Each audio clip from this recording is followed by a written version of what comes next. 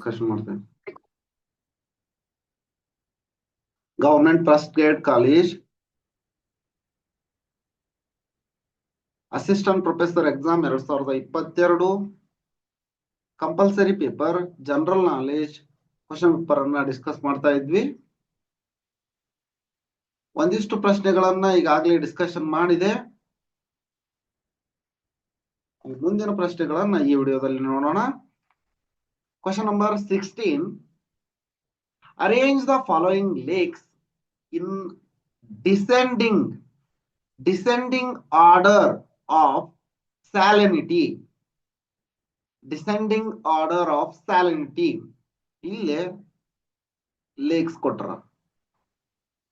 ಉರ್ಮಿಯಾ, ಸಾಲ್ಟನ್, Chilka, Wanda. ಕೆಳಗೆ ನೀಡಲಾದ ಕೊಳಗಳನ್ನು ಉಪ್ಪಿನಾಂಶದ ಇಳಿಕೆ ಕ್ರಮದಲ್ಲಿ ಜೋಡಿಸಿ ಅಂತ ಹೇಳ್ಯಾರ.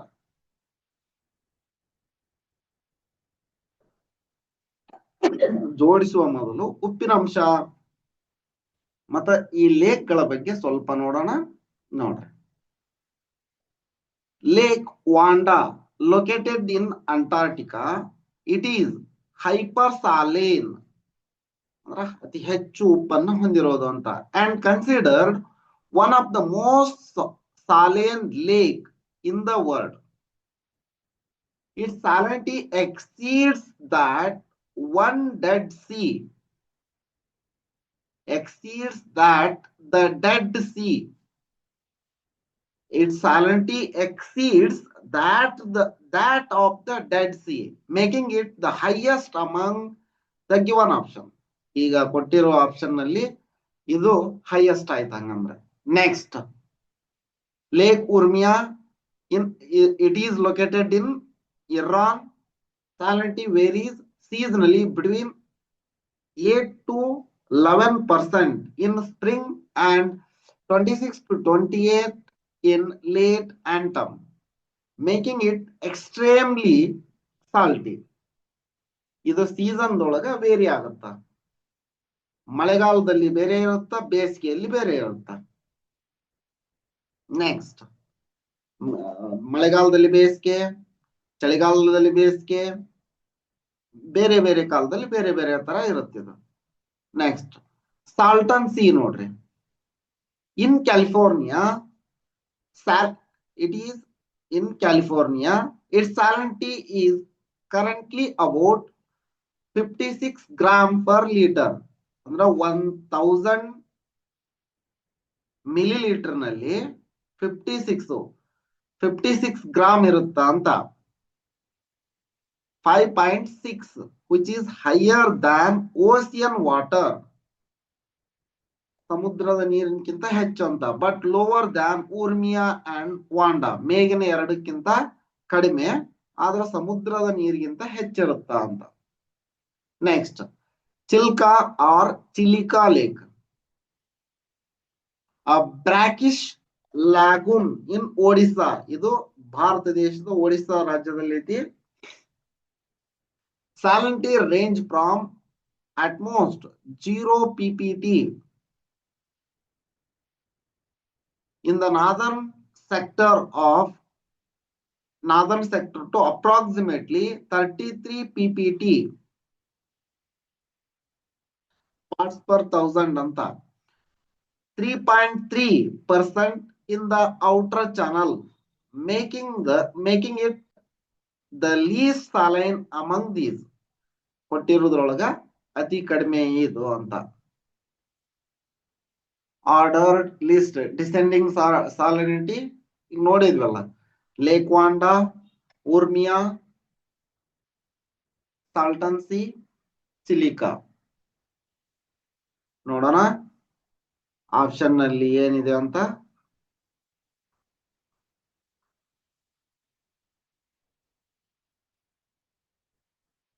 ಲೇಕ್ ವಾಂಡಾ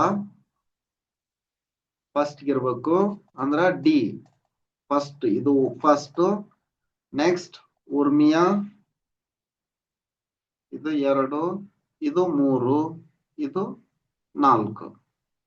ಈ ತರ ಆಪ್ಷನ್ ಇಲ್ಲಿದೆ ನೋಡ್ರಿ, ಆಪ್ಷನ್ ಸಿ ದೊಳಗಿದೆ. Option C is the right answer for this question.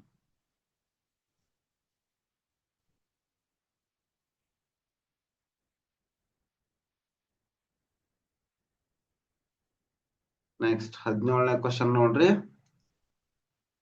The calendar used widely ನಾವ್ ಅಂದ್ರೆ 2022 ಒಳಗ ಅವಾಗಾತು ಈಗಾತು ಅತಿ ಹೆಚ್ಚು ಯೂಸ್ ಮಾಡೋ ಕ್ಯಾಲೆಂಡರ್ ಯಾವುದು ಅಂತ ಕೇಳ್ಯಾರ.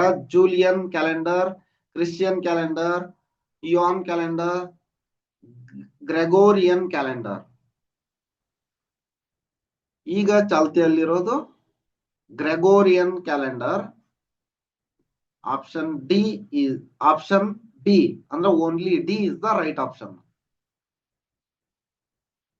ಇದು ಸರಿ ಅಂದ್ರೆ ಓನ್ಲಿ ಡಿ ಮಾತ್ರ, Gregorian calendar. Next question.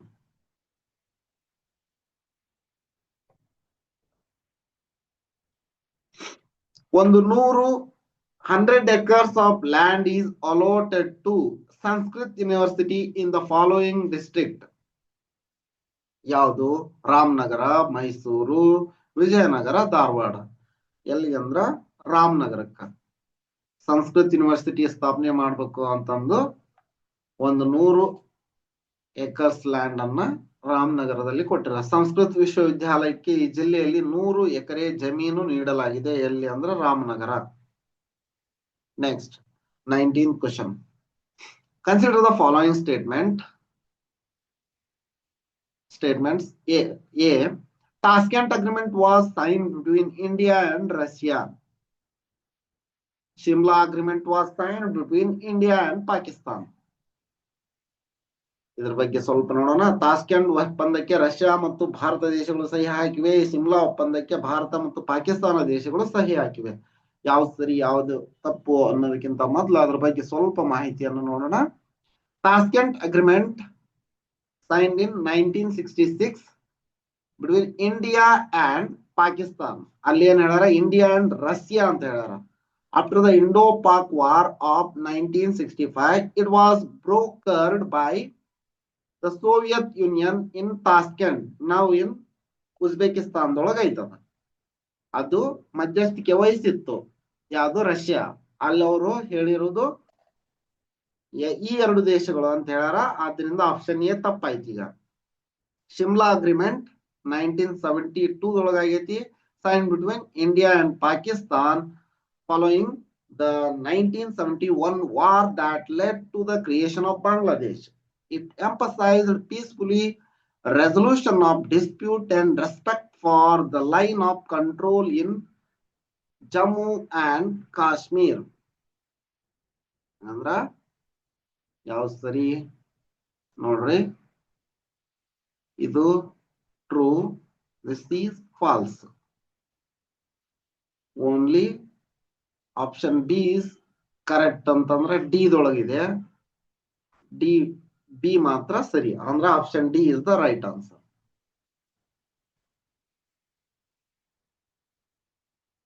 Next question number 20 ನೋಡ್ರಿ.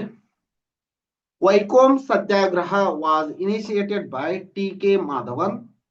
Bhudan movement was initiated by Vinoba Bhave. Vaikom ಸತ್ಯಾಗ್ರಹವನ್ನ ಟಿ.ಕೆ. ಮಾಧವನ್ ಅವರು ಪ್ರಾರಂಭಿಸಿದರು. ವಿನೋಬಾ ಭಾವೆ ಅವರು ಭೂದಾನ ಚಳವಳಿಯನ್ನ ಪ್ರಾರಂಭಿಸಿದರು.